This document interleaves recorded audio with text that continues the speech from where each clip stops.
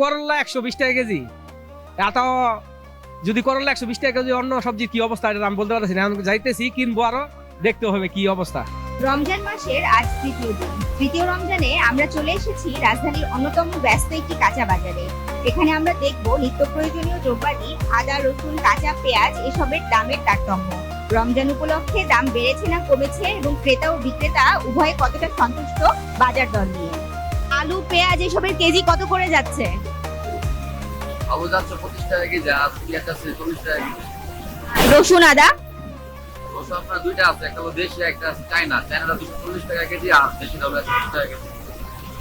এটা কি রমজান মাসে বেড়েছে দাম না আগে যা ছিল তেমনই আছে? আর এই সব কিছুর ভিতরে আপনার আলুর দামটা একটু বাড়া হয়েছে, আর সবজির দাম কম। পেঁয়াজ বলে, রসুন বলে, সবজির দাম কম।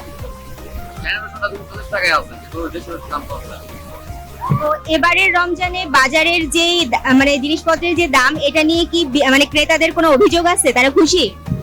এখন দেখতে তারা অনেক খুশি, সব কিছু দামই কম, শুধু আলু পেঁয়াজ না, কাঁচা মাল থেকে শুরু করে সব কিছু দাম কম।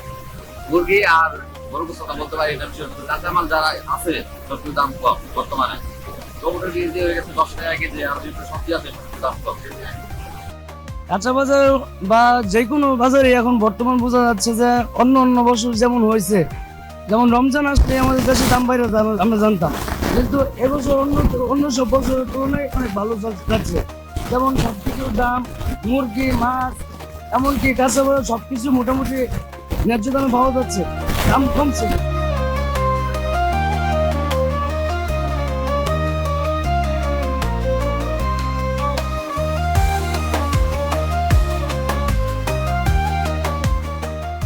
রমজান মাস উপলক্ষে যে সবজি বা কাঁচা বাজার জিনিসপত্রের দাম কি কমেছে না বেড়েছে, মানে কি মনে হচ্ছে? তো আমার মনে হয় কমে না, যেহেতু করলা 120 টাকা কেজি, এত যদি করলা 120 টাকা কেজি, অন্য সবজির কি অবস্থা এটা আমি বলতে পারছি না। আমি যাইতেছি কিনবো, আরো দেখতে হবে কি অবস্থা। দাম বাড়ছে রমজান উপলক্ষে, তো বাংলাদেশে বেড়ে যায় বেশি, অন্য দেশে বাড়ে না, কিন্তু বাংলাদেশ মুসলিম কান্ট্রি, এর জন্য বাড়ে। সব ইসে মানে ডাকাত আর কি। মানে এটা কি রমজান উপলক্ষে লেবুর দাম বেড়ে গেছে? রমজানের আপনার সাবানদের রোজার আগে 15 দিন আগ থেকে লেবুর দাম বাড়ছে। তো আমরা যতটুকু জানতে পারছি যে মানে লেবুর যে মানে যারা চাষ করে তারা বলতেছে লেবু এখন পর্যন্ত ফলে না, মানে পাত্তি হয় না, এখন পর্যন্ত আবাত্তি অবস্থা আছে। তো 15 রোজার থেকে আশাবাদী যে দাম অটোমেটিকলি কম। দর্শক, আমরা রমজান মাস উপলক্ষে কাঁচা বাজারে চলে এসেছিলাম এবং এখানে এসে আমরা দেখতে পেলাম লেবু, আদা, রসুন, পেঁয়াজ এবং নিত্য প্রয়োজনীয় জিনিসপত্রের দাম এবং এই দামের তারতম্য। আমাদের সাথে প্রতিদিনের রমজানের বাজারের আপডেট পেতে তরঙ্গ টিভির সাথেই থাকুন। তাশরিফা তৃষা, তরঙ্গ টিভি।